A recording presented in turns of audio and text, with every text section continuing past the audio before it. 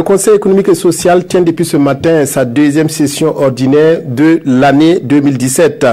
Pendant un mois, les conseillers vont discuter de la problématique du logement décent et des habitations spontanées et la difficile équation donc de l'accès à un logement décent. Les 90 membres du CES vont élaborer à la fin de leurs travaux une feuille de route servant de guide pour une saine urbanisation du Burkina. Reportage Nyarki Teda.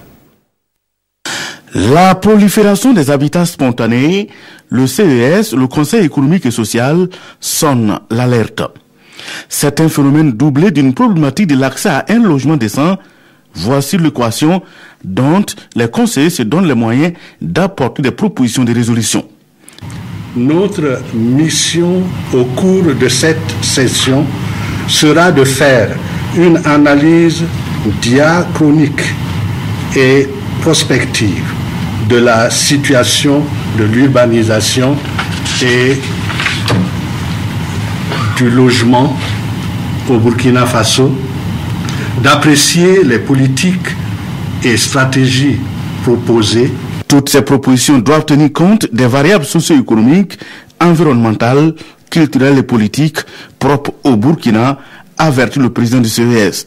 De son point de vue, malgré les efforts déployés par les différents régimes, les cités de la période révolutionnaire de 1983, l'aménagement des sites, les 10 000 logements et les 40 000 en cours sont loin de solutionner efficacement l'offre aux logements décents et abordables. D'où l'occupation anarchique de l'espace par les habitats spontanés. Ces zones périurbaines, appelées communément non loties, sont caractérisées par de nombreux déficits socio-économiques et infrastructurels et sont potentiellement chrysogènes.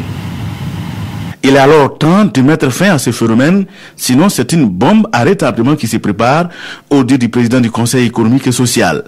Moïse Napon se réjouit en revanche du taux d'urbanisation au Burkina, 6,4% en 1975 contre 31,5% en 2016 et pourrait même atteindre 39,6% en 2025.